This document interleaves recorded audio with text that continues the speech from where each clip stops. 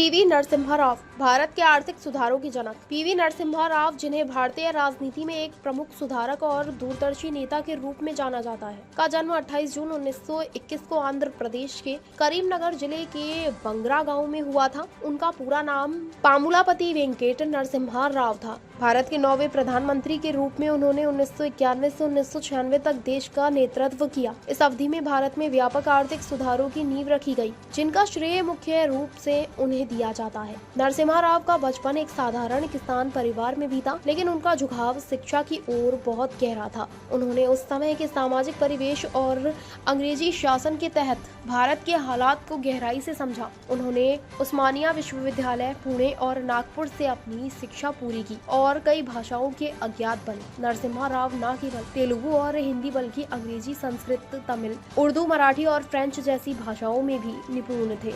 इस बहुभाषी ज्ञान ने उन्हें भारतीय राजनीति और कूटनीति में एक अलग पहचान दिलाई। नरसिम्हा राव का राजनीतिक जीवन 1950 के दशक में शुरू हुआ, जब वे आंध्र प्रदेश विधानसभा के सदस्य बने। जल्द ही उनकी नेतृत्व क्षमता पहचानी जाने लगी और वे आंध्र प्रदेश के मुख्यमंत्री बने। अपने मुख्यमंत्री कार्यकाल के दौरान उन्होंने भूमि सुधार और शिक्षा के क्षेत्र में कई महत्वपूर्ण कदम उठाए, जिसने उन्हें एक प्रगतिशील नेता के रूप में पहचान दिलाई। 1991 में जब राजीव गांधी की हत्या हुई और देश राजनीतिक अस्थिरता का सामना कर रहा था, तब नरसिम्हा राव को प्रधानमंत्री बनाया गया। यह समय भारतीय राजनीति और अर्थव्यवस्था के लिए अत्यंत चुनौतीपूर्ण था। उस समय भारत गंभीर आर्थिक संकट से जूझ रहा था। विदेशी मुद्रा भंडार लगभग समाप्त हो चुका था और देश कर्ज के बोझ तले दबा हुआ था और व्यापार को आसान बनाने के लिए कई कदम उठाए। उनके सुधारों ने भारतीय कंपनियों को प्रतिस्पर्धा करने के लिए तैयार किया और विदेशी निवेश को आकर्षित किया। उनका दृष्टिकोण था कि देश के विकास दर को बढ़ाने के लिए बाजार को स्वतंत्रता देना आवश्यक है। इसके साथ ही उन्होंने कृषि विज्ञान और प्रौद्योगिकी में भी सुधार किए, जिससे देश की समृद्ध प्रगति में मदद मिली।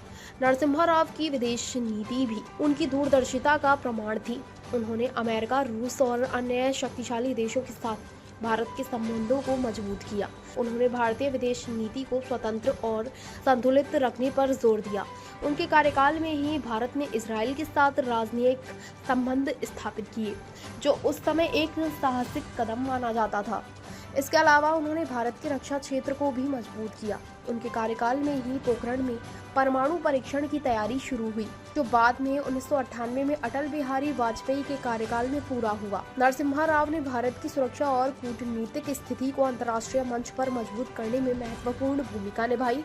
उनकी विरासत आज भी भारतीय राजनीति और आर्थिक नीति में जीवित है।